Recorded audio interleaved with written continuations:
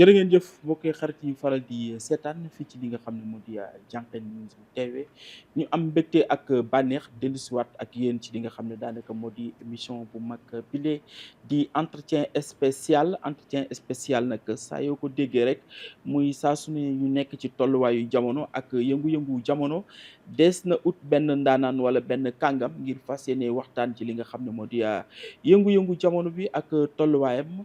ci loolee rek tey ñu am mbégte ak bànneex ci li nga xam ne moo di entretien spécial dalal ki nga xam ne moo di Demba Fall Gueye Demba Fall Gueye nag nekk tey ji nga xam ne daanaka homme d'affaires la évidemment loolu la jiital waaye tamit nekk acteur politique yor jiite parti bile di PCA parti pour la concertation et de l'action kookee nag di Demba Fall tey moom la ñu dalal ngir waxtaanee yëngu-yëngu jamono ak tolluwaayam nes tuuti ñu bàyyi ko mu nuyoo ak li nga xam ne moo di chers internautes et auditeurs bu ko defee ñu mën a wéyal li nga xam ne moo di waxtaan bile Demba Fall ñu ngi lay nuyu bu baax a baax. Monsieur Mahmoud maa ngi lay nuyu di la ziar di la féliciter di la encourager bu baax puisque gis nañ jéego yi ngay def à Thiès wax fa dëgg yàlla pour wëyal activité leader yi di liggéey aussi pour que leeraange am Thiès ak yéene bi nga xam ni moom la leader yi am Thiès population bi xam ko donc maa ngi lay nuyu di la ziar di la dalal jàmm fii ci sama kër di kontaan bu baax a baax di nuyu équipe bi nga àndal. di la jaajëfal ak di la remercier ci dalal bi ñu dalal accordel ñu aussi li nga xam ne moo di entretien bi Demba dañuy dugg ci li nga xam ne moo di waxtaan bile ñu gëjoon la gis ñenn ñi di la laajte mu amoon 2 activités yoo xam ne jot na fi am ñu gis ne sa membre bureau taxawaay biñ ci def ba sa absence ñu bari remarqué wuñ ko mais quand même amoon na absence ñu bëggoon a xam nouvelle yu Demba Fall Gueye fan la nekkoon wala sax ndax Demba moo retiré woon tuuti bàyyi gars yi doxal wala lan mooy expliquer li nga xam ne moo di à un moment donné absence bi nga xam ne tey jii Demba defoon na ko. Mahmoud maa ngi lay féliciter encore di kontaan ci question bi may présenter wu d'abord pour ñi nga xam ni xëy na xamuñu ma donc monsieur Demba Fall Gueye président du parti pour la concertation et l'action ñu naan ko PCA donc suma slogan nekk diisoo liggéey alors c'est vrai que ñaari weer ci gannaaw tukki woon naa def weer ci àll bi ñëw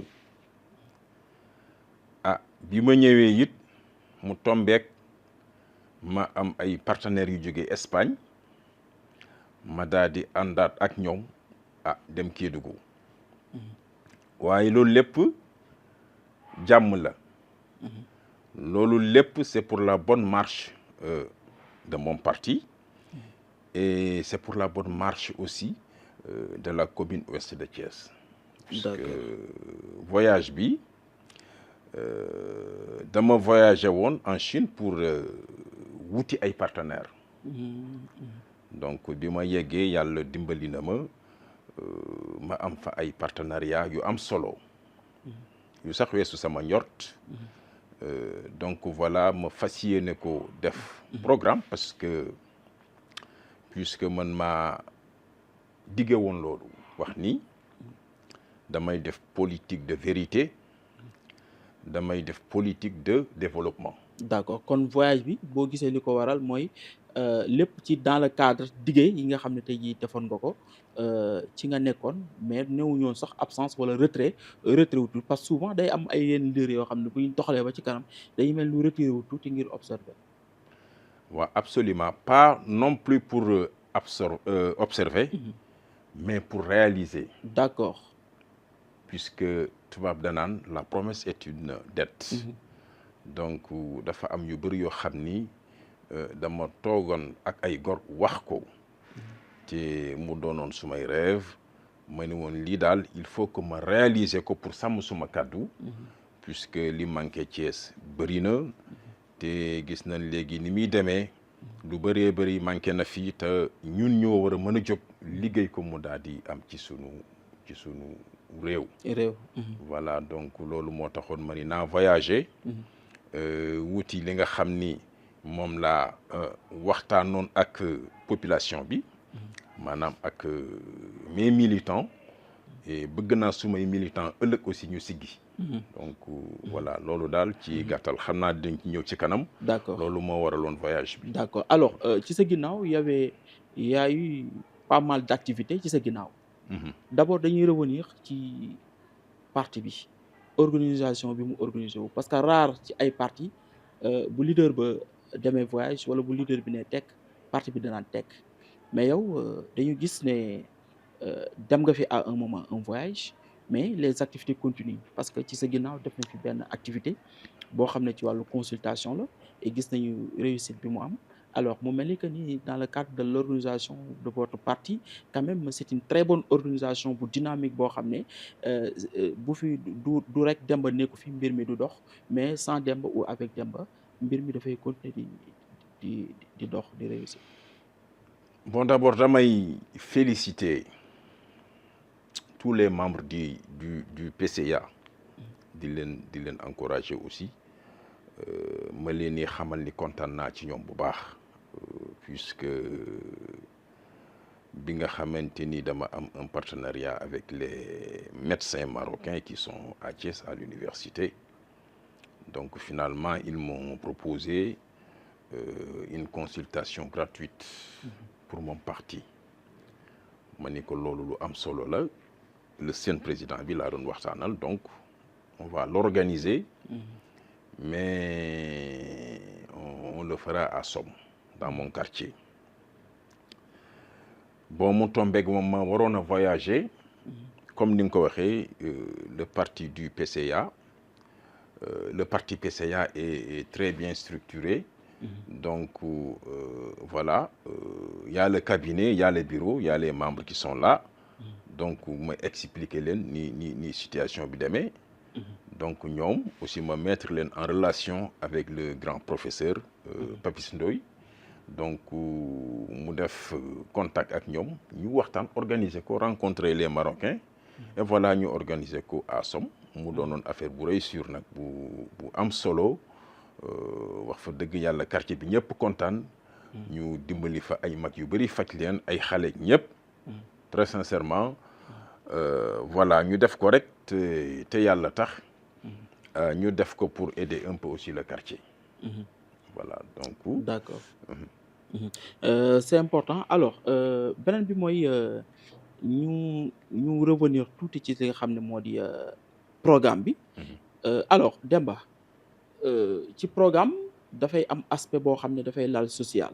am aspect boo xam ne dafay laal environnement et loisir am aspect boo xam ne dafay laal éducation am aspect boo xam ne dafay laal sécurité mais bala ñuy dellu si ci programme bi d'abord xam nga politiciens yi souvent dañuy clignoter gauche jàdd droite yow da nga waxoon ni candidature ouest bi moom mairie ouest moom nga teg ay gët te moom nga soxla te moom ngay dagaan baatu askan bi ngir ñuy jox la ko ndax loolu Demba daf koy confirmer ba léegi wala diggante boobu y a eu des changements est-ce que mën nga ci revenir ci say ambition ci wàllu merci y a pas de changement y a pas de changement jusqu'à présent damay confirmer suma candidature et puis voilà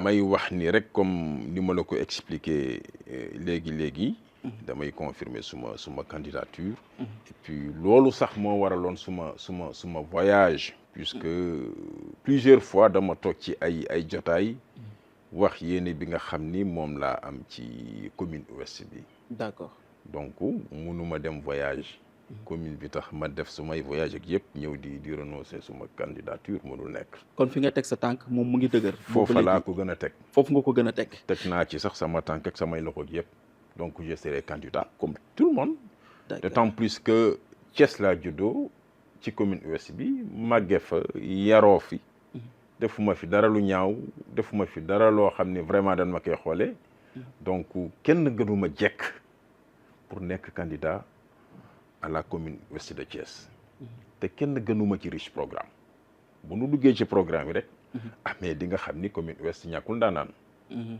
d'accord alors lu tax Demba xool mairie bi bëgg ko jël lu tax Demba jàpp ne war a mën a nekk maire bu Thiès Ouest loolu laa bëgg a xam maanaam lan moo la motiver lan moo la animé ba nga ne tey jii mairie Thiès Ouest bi kat buñ ma ko joxee war naa ko war a mën a doxal bala ñuy dugg ci programme. waa c'est très simple xam nga man li ma indi dafa doon lu dëgg lu fiable.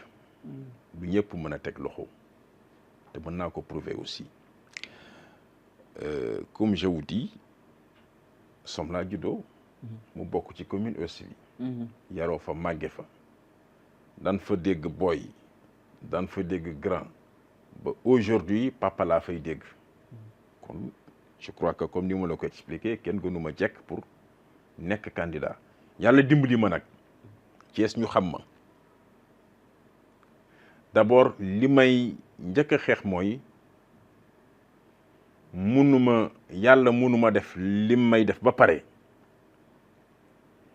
ñu toog ba ci yàgg rek ñu indil ñu ay nit yoo xam ni kenn xamul fu nu jigee ci àdduna kenn xamul fu nu dëkk ci Sénégal ñu ñëw nekkal ñu maire fii ci sunu gox mel ni dafa ñun nous sommes pas aptes pour être maire wala amuñu xam-xam bi wala yu mel noonu et alors que gars yi yin ñuy indil di ñu tegal foofu ñu ni nekkal maire ñoo leen ëpp sa xam-xam en vérité ñoo leen ëpp sa xam-xam parce que tey boo gisee programme bi nga xam ni fas yéene naa ci waxtaan ak yow après vous voyez que ni l'actuel maire qui est là aujourd'hui je ne crois pas que am na programme bu mel nii wala tegugu ko fi cela veut dire que nous sommes capables d'être maire nous sommes capables d'être plus que maire même donc xam naa ni buñ ci duggee ci kanam tuuti programme bii ma lay wax dafa dépassé sax commune ouest bi lii mbirum Thiès la mbirum Sénégal la. nan la Thiès waay comme que mbirum Thiès la nan la Thiès waay gisee bi Demba déclaré candidature am nan la ko Thiès waay jàngatee ak yan retour la ci Demba Fall di am tey jii yoo xam ne war na jàpp ne war na ko war a mën a motiver pour mu dem jusqu'au bout. waaw mais loolu bi ma créé parti bi élection présidentielle jot ma daal di dem en coalition soutenir un leader donc après loolu dama def benn recul defaraat suma parti structuré ko gëm suma bopp nag xam ni mën naa egg plus que ki ma doon jàppale fa mu yegg parce que bi ma àndeek moom am naa lu bari lu ma yëg loo xam ni wax fa dëgg yàlla même man mii su ma ko ëpplewu ma ko ci wàllu personnalité ci wàllu xalaat après laa yëg ni mën naa yegg fu sori comme kii moo egg si fii man mën naa yegg fu sori parce que lu bëree natt naa ko te comprendre naa ko bu baax ci man. d'accord Thiès waay ñooy fal nan la Thiès waay gisee sa kan. waaw Thiès waay ñooy fal maintenant vous savez la commune ouest de Thiès bokk na ci quartier yi nga xam ni ñoo gën a doon des quartiers d'intellectuels maanaam ñi nga xam ni dañoo jàng am njàng mu kawe ñi nga xam ni c'est des opérateurs économiques ñi nga xam ni ay kilifa lañu macha allah commune bi daf ko bërile. donc je vois que ni ñoom du ay xartum wala ceeb wala ay 2000 francs la leen di convaincre mais ñooñu boo leen di convaincre da nga leen di convaincre ci programme loolu moo waraloon ma ni quel que soit alpha comme dugg naa ci langue politique gi ba pare donc il faut que ma teg un programme riche loo xam ni dafa doon lu dëgg comme je vous ai expliqué mën nañ ci teg loxo loo xam ne koo ko wax dina xam ne kii jugul pour lekk alalu askan bi et je le répète 1 franc bu ma leewul fas yéene wu ma ko lekk puisque sant naa yàlla teral na ma ba pare. Donc li ma bëgg mooy marquer mes empreintes. Montrer mes compétences. yooyu laa bëgg. Donc jaamu ci yàlla. tout à fait. mais li may dénk population bi rek mooy nanu maytu. parce que maire dafa am solo ci gox. kon nanu maytu di fal maire yoo xam ni xamuñu leen dan ñu leen a tànnal de ce fait bu nu yegsee li nga xam ni loolu lay def ak li population bi bëgg du doon benn. nanu maytu aussi fekk koo xam ni xëy na la mu yor matul day taqale rek amaana mu ñëw ak coowam lu bëri wax a wax ba nu nommé ko maire mu dem ci goxam di ko defar dem ci ay mbokkam di leen defar di jël alalu askan wi di ko jox ay mbokkam wala di ko def ci moom d'une manière illégale askan wi di torox. Et je vois que aujourd'hui loolu moo ñu dal nii. Raison pour laquelle j'avais dit que man politique de vérité lay def. Politique de développement lay def et la réinsertion et la création d'emplois. Donc indi xam-xam nag teg ko xam naa buñ ci duggee ci kanam bu verrez que ni lii la askan wi soxla parce que li askan wi soxla man moom laa dem jëli indi ko.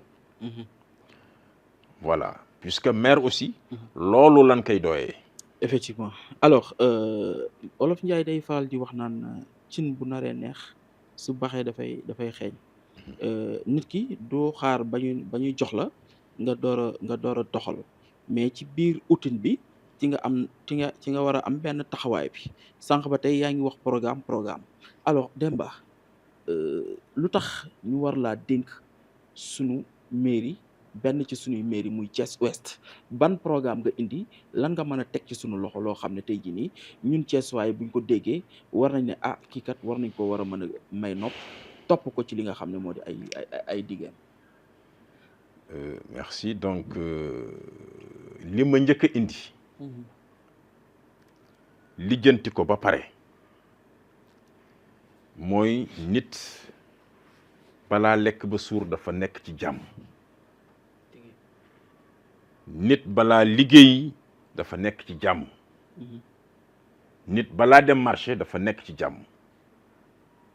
Rappelez-vous jamonoy Covid bi mooy jamonoy corona bi.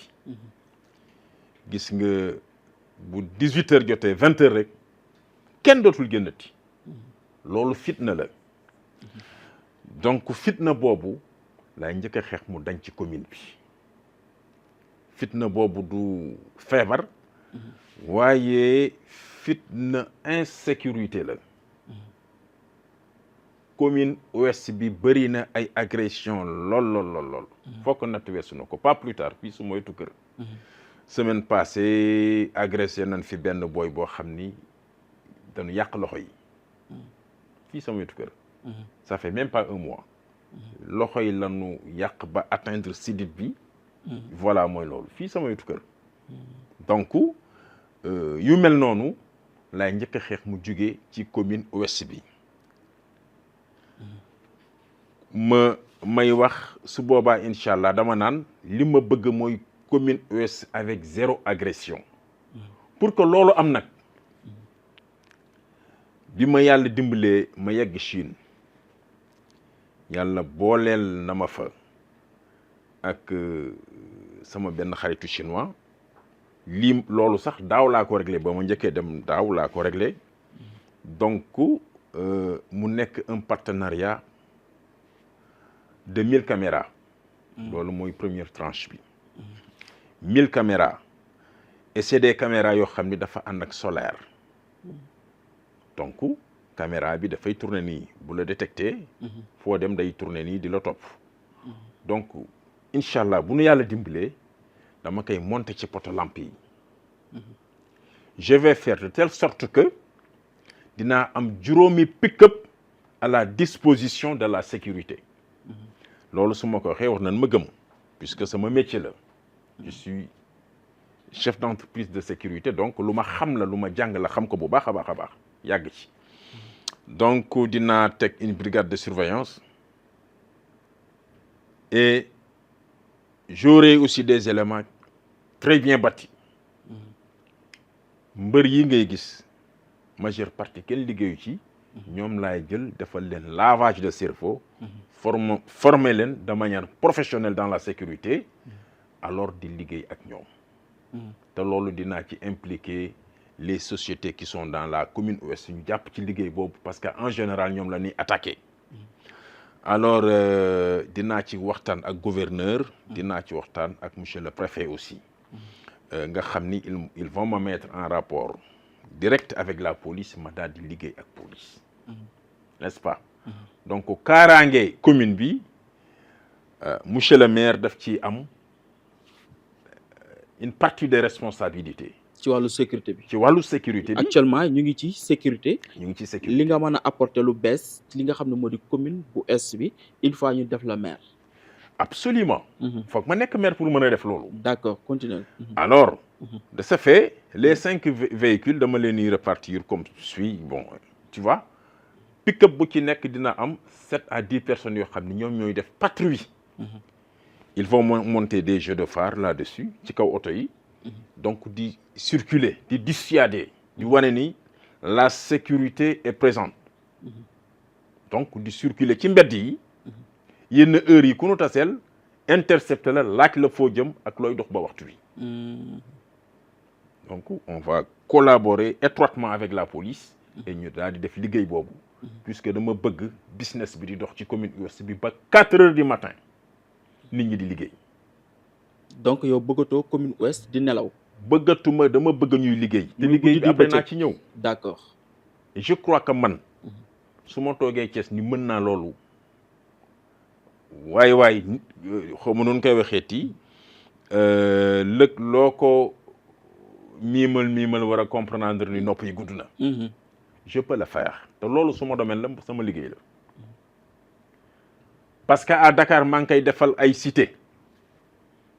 donc c'est mon travail n'est-ce pas mën naa ko xam naa ko alors et li ci gën a neex sax d'ailleurs mooy les éléments qui font les interventions ay ordinateurs lañu yor portable donc di gis mbedd yi donc fa ngay fi am problème ngay dem intervention foofu da nga koy gis ci sa portable de ce fait waa ji fu mu jaar da nga koy xam fi mu jaar da nga koy xam da ngay mën a orienter sa ordinateur bu fekkente ni am na fu mu jaar automatiquement dafay am benn caméra bu ko capté indil la ko. donc nga xam fi mu nekk. donc lu extraordinaire la. lu extraordinaire la donc loolu laay njëkk a lijjanti ba pare dëkk bi am sécurité ba jàmm am man dem ci beneen phase bu la neexee ñu dugg ci phase boobu. d'accord loolu ñu ngi ci kaaraange te ku ne kaaraange.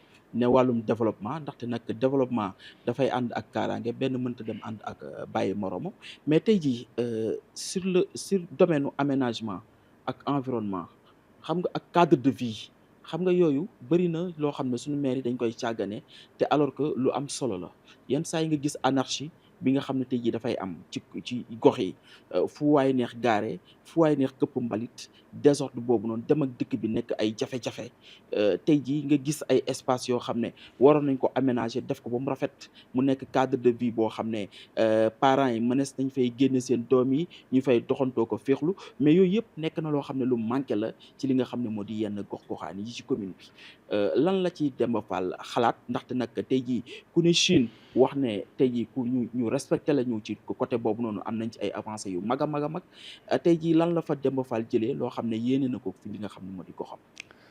Très bien donc boo calculer la commune ouest de Thiès fait 18 quartiers. Côté aménagement voilà am na lu ma ci indi gannaaw bi nga xamee ni jóge naa ci wàllu sécurité kon gëm nañ ni li ma jot a développé commune bi am na sécurité. alors yii nga gis c'est des jouets de dernière génération maa ko indaale. amul Thiès. yii si Plaza laa leen gis. ci laa inspiré wu d'ailleurs ba jënd ko parce que dama bëgg man. su may wutal sama commune ma wutal ko lu professionnel. yii c'est des jouets de dernière génération. donc incha allah bëgg naa quartier bu nekk dinaa fa créer benn centre de loisir bu mag. dama bëgg 31 décembre su jotee bëggatuma ku dëkk ci commune ouest bi di dem promenade des Thiessois. parce que dama bëgg a def ci commune bi loo xam ni amul promenade des Thiessois. te promenade boo demee pratiquement espace ba doo nga fa nekk y a rien. y a pas de jeu y a rien. c'est bien c'est bien sunu décor hein. non c'est bien Babacar il a bien fait defar na mais y a pas de jeu. mais am nga vision peut-être bu gën a. mais am naa vision boo xam ni tey nit mën na ñëw ak soxnaam ak njabootam dugg foo xam ni njabootam dafay nekk en toute sécurité di jouer ci biir jouer yi ba pare yéen couple bi ngeen toog foo xam ni dina leen servir du café lu ngeen bëgg ngeen dem jënd et la ngeen di jënd ça sera moins cher aussi parce que loolu lépp c'est dans le cadre du social di nga mën a dem ak sa njaboot distraire say doom di jouer ba saa yu la neexee en toute sécurité nga dem ñibbi te kenn du la agressé loolu dinaa ko def ci quartier bu nekk incha allah lu ni fàng kenn du ko jeex lii yaa ko gisal sa bopp ndax xeetu jeu yi gis nga leen fii Thiès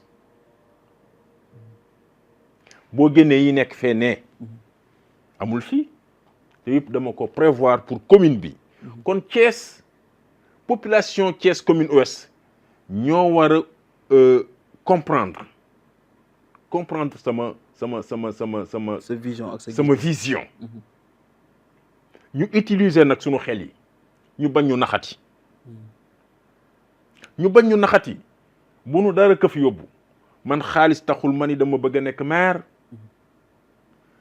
détourné taxul ma ni damay bëgg a nekk maire dama bëgg commune bi développé ba monsieur le président de la république jël ci exemple ba xam ni lii mooy liggéey mu ni nanu def lii et le programme est là lépp lu ma wax bàyyi leen ko xel ëllëg moo tax.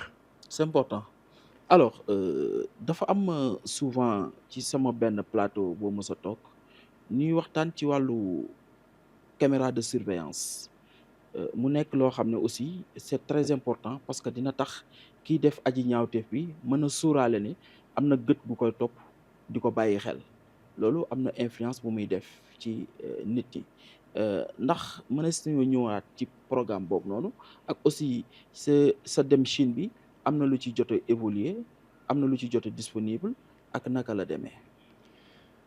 léegi nee naa la sànq caméra yi moom réglé naa ko depuis daaw. wax naa ko ci suma jotaay yu bëri. parce que c'est acquis lu ma wax rek man c'est parce que c'est acquis. du ma dugg ci loo xam ni sotteegul ñu naan ma ah yaa fi waxoon lii. te j'espère bien que bi nga xamante ak man ba léegi mi ngi bëgg a yàgg. mënoo maa joxoñ fenn ni ma yaa fi waxoon lii te defoo ko. loolu moom xam naa ko. d'accord te gisuma it benn militant bu naan ma toog nga fii wax fii lii te defoo ko. mën na am nag excès gu ma ca. mais yaa fi wax lii defoo ko non. d'accord moom c'est politique jaraluma ko daal. d'accord c'est important alors ñu ñëw ba tey ci ñu ngi ci programme bi Demba. tey ji Demba sur le plan social. ndaxte nag dañoo nekk ci réewum social mënu fi jóg te mënu fi jeex. bon dans le cadre social par rapport à la commune. dama bëgg a créer benn banque d'alimentation. Je ne sais pas est-ce que comprendre nga ko.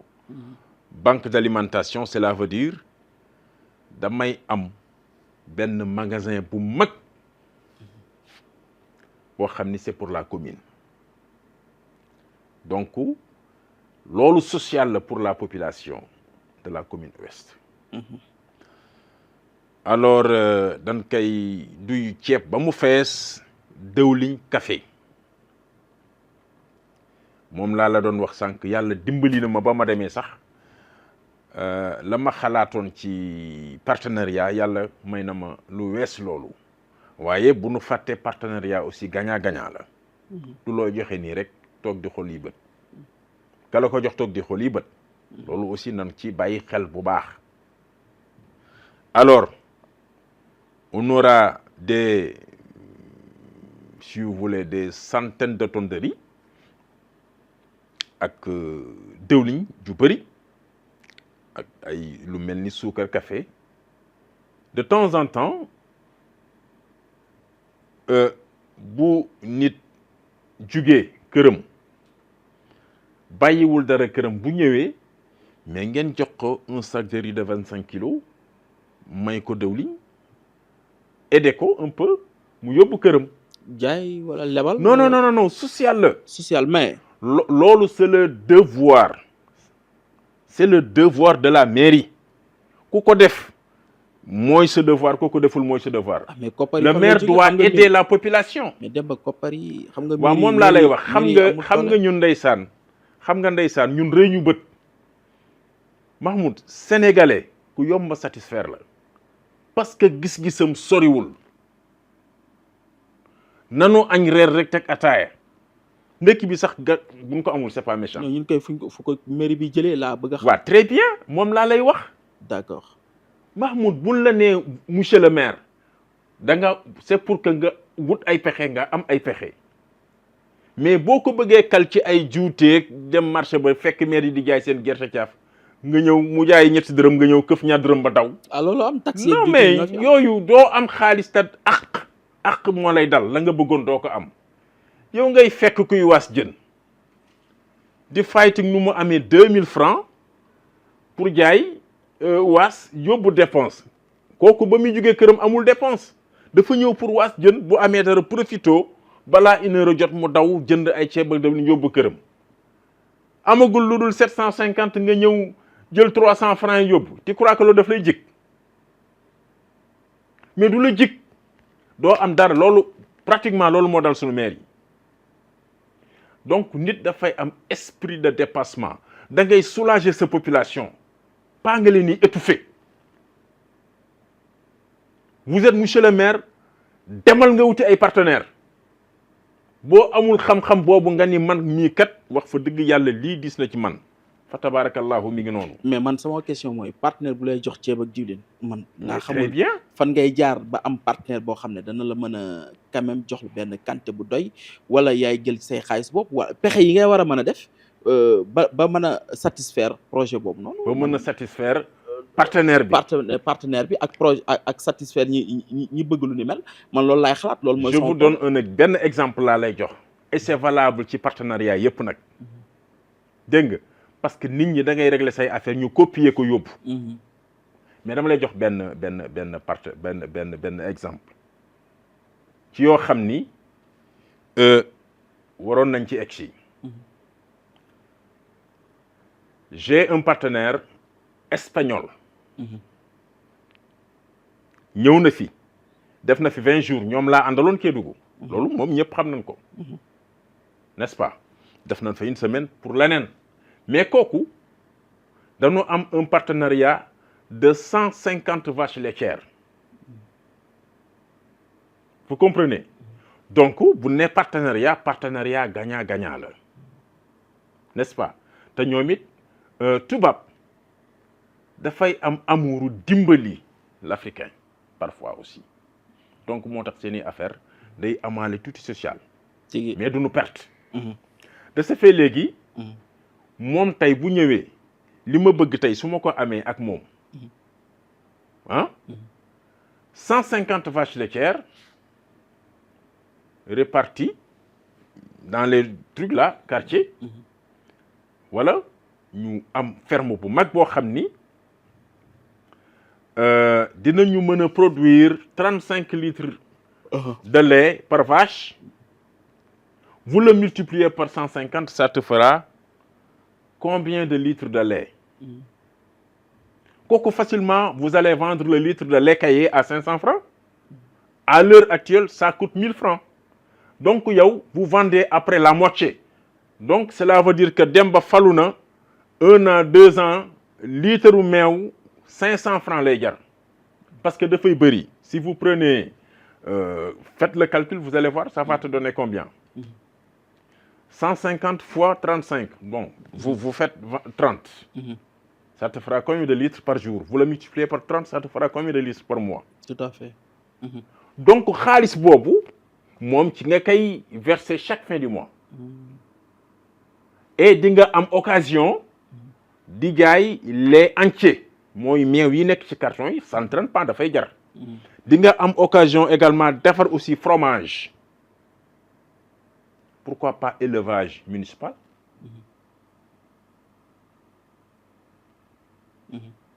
Li ma la wax partenaire bi mi ngi jox xaalisam. Dina ci am bénéfice chaque fin du mois nga jox ko li nga koy war a jox. Di nga jaay lait entier, di nga jaay meew, di nga jaay soow, di nga jaay fromage, di nga jaay dax, di nga jaay lépp. Di nga créer ay emploi ci biir ferme ba.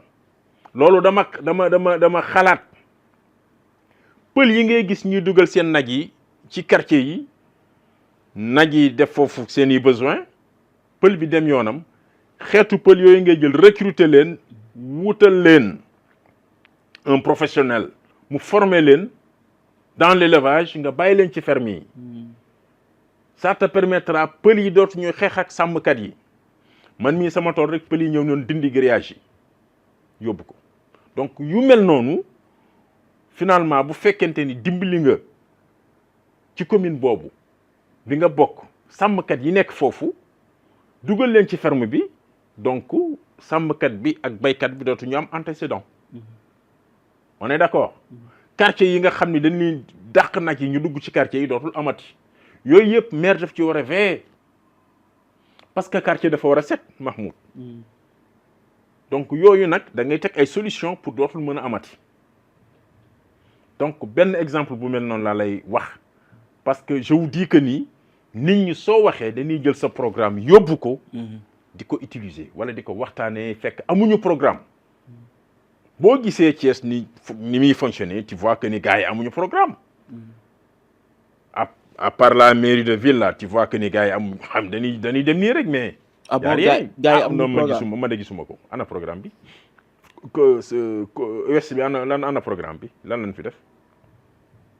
Ah Ouest bi gisoo fi benn candidat bu am programme. Mais ku am programme normalement un maire da nga war a présenter sa programme boo doyee askan wi buñ la falee je dirais que le gouvernement dafa war a am benn commission boo xam ni ñooy interroger les maires laaj leen seen programme léegi fal nañ leen maire lii nga fi waxoon tu vas le faire oui ou non. On est derrière vous on vous suit. Loolu bu doon am tey maire yi détournement moom ma teel ko wax bis bu ma yàlla dimbalee de ma nekk maire détournement ku ko fi def tu auras tout sauf la paix. waaw sàcc moom tout sauf sàcc ku sàcc alalu askan wi dinaa la yóbbu ci yoon di nga ko goxi te duma la bàyyi. nay sama rak nay sama sœur ku mu mënta doon. D'accord. Parce que alalu askan la askan wee ko moom. D'accord alors am benn aspect bu am solo muy wàllum jàng root na daara yi tey jii ku di jullit moom donc doomu daara donc loolu moom mënta ñàkk ndaxte nag wàllum diine tey ci aspect boobu noonu Demba lan la ci mën a am lu bees loo xam ne am na ci yéene fas yéene na ko def. Merci daara yi am naa ci programme puisque li ma bëgg li may njëkk a def bu ma yàlla dimbalee population commune ouest de Thiès bi falma li may njëkk a def mooy fexe ba benn taalibe dootul def tànku neen fexe ba taalibe yi progressivement parlant ñuy dem taalibe yi ñu fexe ba nu am ay yére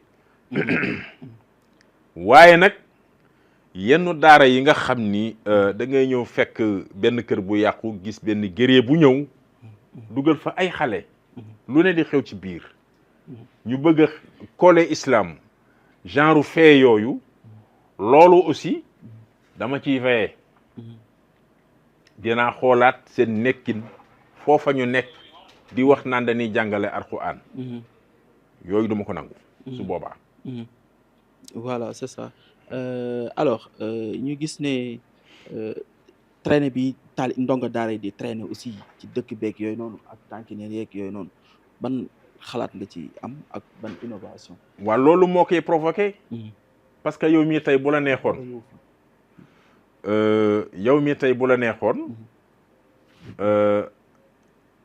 nga wut sa benn mbaar rek waxuma la kër de benn mbaar rek toog kaalawu nit ñi fekk la fa nga ni da ngay jàngale alxuraan amaana sax feroo ijji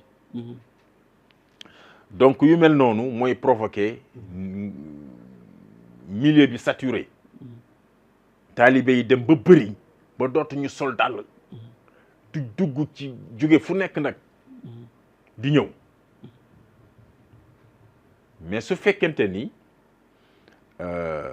yaa ngi organiser milieu bi ñi nga xam ni ils ne sont pas capables nekk sëriñ pour jàngale alxuraan ba pare seen fit may leen ñu dem jël doomu jàmbur yi di leen dajale ci ay kër yoo xam ni kër yi amul courant kër yi parewunu ay jaan ak lépp sax boo demee ma nga ca foos ci biir xale yi di nekk dans des risques dérisoires ñooñu da ngay tëj daara yooyu jël xale yooyu delloo leen seeni waajur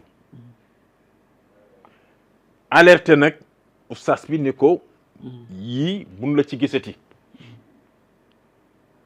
parce que rigueur aussi foog mu am ci liggéey bu amul rigueur baaxul voilà donc may ñëw rek accélérer la tuuti di la wax ni alhamdulilah yàlla dimbali na ma aussi am na partenariat ay motopompe d'accord loolu information la ay motopompe pour inondation bu amee ci commune bi ñu daal di ñëw intervenir avec voirie yi rapidement évacuer ndox bi mu dem yooyu alhamdulilah yàlla dimbali nañu bëgg naa aussi et d'ailleurs partenariat boobu aussi am naa ko am na yu ma commandé d'ailleurs mi ngi ci yoon bi di ñëw bëgg naa ñu def agriculture quartier bu nekk ñu def agriculture ma accompagner école primaire publique yi ak lycée yi ñu dugal fa agriculture parce que en général da ngay gis espace boo xam ni dañ fay mën a bay donc dinaa accompagner école yi parce que am na partenariat graines yoo xam ni c'est des millions de sachets de graines carottes pommes de terre soble salade goyave mandarine papaya orange kaani salade kaani des millions de sachets très moins cher dinaa ci accompagner école yi alors ñu def jàngale agriculture xale yi di jàngale agriculture c'est très important lanu fay produire ñoom ñoo ko moom waaye dinaa def agriculture boo xam ni en tant que maire je peux demander monsieur le président de déclasser un peu la forêt pour ñu mën a bay de ce fait lanu fay bay mooy légumes yi nga xam ni moom la ñuy jaay ci quartier yi parce que dama bëgg quartier bu ci nekk am un marché de légumes boo yeewoo en tant que femme war a dem marché dootu ko jarati dootoo soxla dem marché bu mag di nga soulager marché bu mag un peu di nga mën créer un grand marché et ça sera valable pour chaque quartier ñu def ay poissonnerie des boucheries bu ko defee ñuy jaayale yàpp di jaayale ay jën di jaayale légumes yu frais yoo xam ni légumes yooyu produit bi mooy graines yi Chine la jógee ñooy gën a frais yi ñooy gën a ponkal ñooy gën a baax effectivement te dama bëgg quartier bu ci nekk am marché nga xam ni nawet su jotee femmes yi ku ci xalaat marché bu mag rek stressé donc loolu da nga koy xeex mu dañ naka nga gisee vu que ce programme étalé nga ko tey jii naka nga gisee tey jii li nga xam ne daanaka moo di programme li nga xam ne tey jii moo di bilan wu ki fi nekk tey jii di Mamadou Djité ak par rapport ak li nga xam ne non du ma dugg ci programme mu jàmbur li may def rek mooy présenter suma programme léegi noo gisee gestion li ma xam nga man je ne suis pas là pour critiquer sànq sax maa ngi doon wax naan gisuma kenn def mais li ma ëppal solo du critiquer li ma ëppal solo mooy li nga xam ne capable naa pour def ko ma présenter ko population bi su ma leen doyee falilahi alhamdu macha allah ma góorgóorlu nag sama kémtulaay kartan ba def ko parce que puisque maa ko waxoon mais également dama lay rappeler aussi am naa benn partenariat d'ordinateur boo xam ni dinaa mën quartier bu ci nekk chaque quartier aura 30 à 50 ordinateurs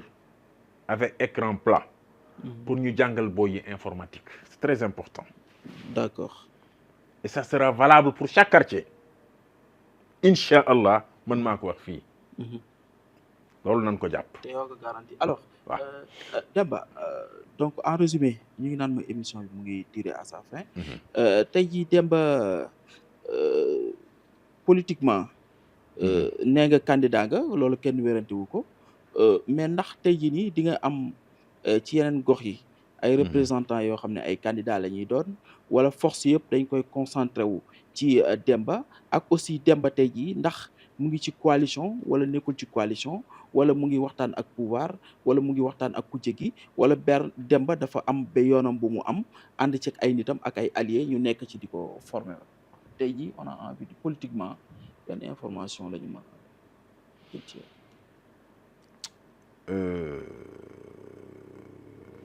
je veux que politiquement parlant vous me parlez des coalitions voilà maanaam tey jii politiquement ndax am nga ñoo àndal ndax am nga ñoo nekkal ndax tey jii nii am na lu ngeen di waxtaan waaw bien sûr xam nga actuellement su ma la waxee dëgg du ma la wax loo xam ni xëy na nekkul ci man wala amagu fi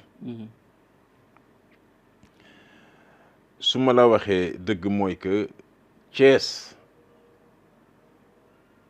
de mon côté dara taxawagu fi dégguma fi benn coalition lu dul ñi ngi waxtaan nag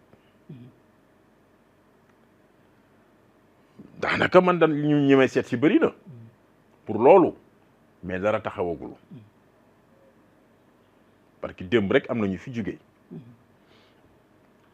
mais dara taxawagul li ma la mën a wax ni daal taxaw na fi mooy Alioune Sarr monsieur le ministre Alioune Sarr waxtaan nañu ba joxante loxo Habib Kane waxtaan nañu ba joxante loxo loolu daal laa gëm ni jot na fee am te loolu du tey boobaak léegi ça doit faire un an. Non, pas un an, 5 à 6 mois, peut-être. D'accord. 5 mois, 6 mois. 5 mois, 6 mois. D'accord. Voilà. Donc, may wax ni daal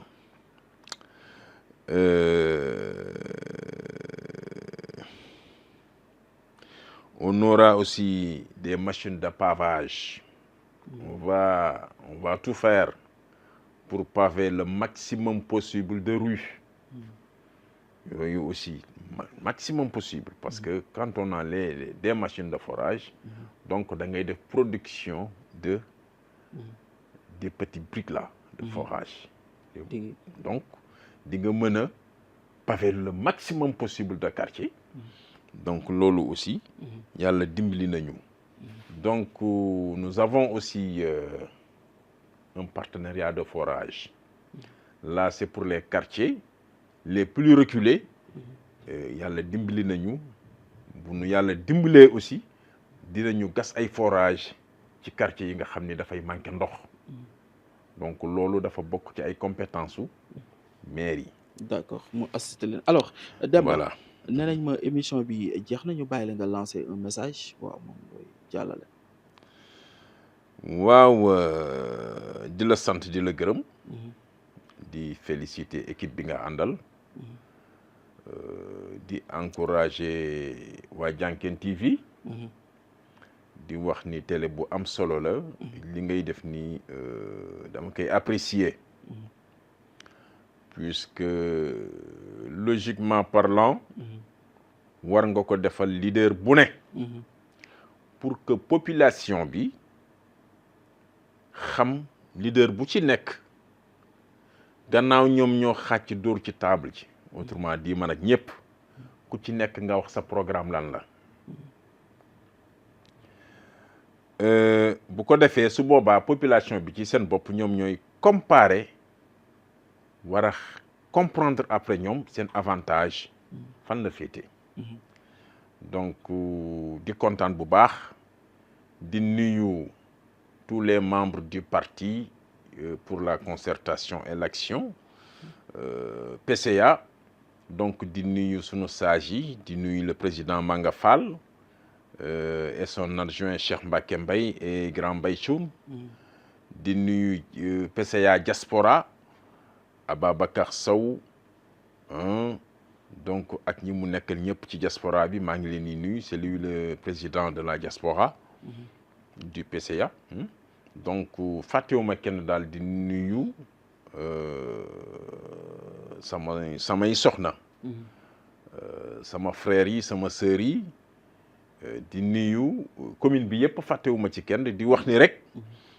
dama ne woon su ma defee émission ba pare dinaa commencer def ay audience parce que am na ñu bëri ñoo xam ni bëgg nañ ma recevoir leen. su ma leen recevoir ba pare nag bëgg naa commencer tournée yi. d'accord xam naa ni boo ci mënee jàpp pour couvrir ñu. y a aucun problème tàllal nañ leen loxo pour ñu ànd liggéey ci fànn boobu. merci beaucoup monsieur Demba Fall Gueye mi ñu amoon fii ci li nga xam ne moo di entretien spécial gis nga nag niñ ko tëggee dañ ko tëggee de format boo xam ne exclusivement ci dañuy waxtaanee li nga xam ne moo di programme am ndaxte nag yomb na loolu nga ne bëgg naa waaye nag loo fas yéenee def wala loo jot a def wala loo bëgg a def donc loolu dafay baax nit ki revenir ci dégg ngeen li mu wax ci li nga xam ne moo di daanaka moo di sport bi éducation bi waaye tamit ci lan formation ndaw ñi ci li nga xam ne moo di ay xeetu ordinateur waaye tamit ci wàllu kaaraange ci li nga xam ne daanaka wax na ko ci côté sécurité moo xam ci caméra de surveillance yi moo xam ci li nga xam ne moo di patrouillage yi donc un peu partout xaw na ci développé ba ci élevage agriculture yëpp moomee di Demba Fall revenir na ci li nga xam ne moo di entretien spécial bi ñuy jaajëfal ñi nekkoon ci cabinet bi xarale gi ba lépp mën a yemb leen jox dig jaje ci beneen gan ci beneen invité jërë ngeen jëf.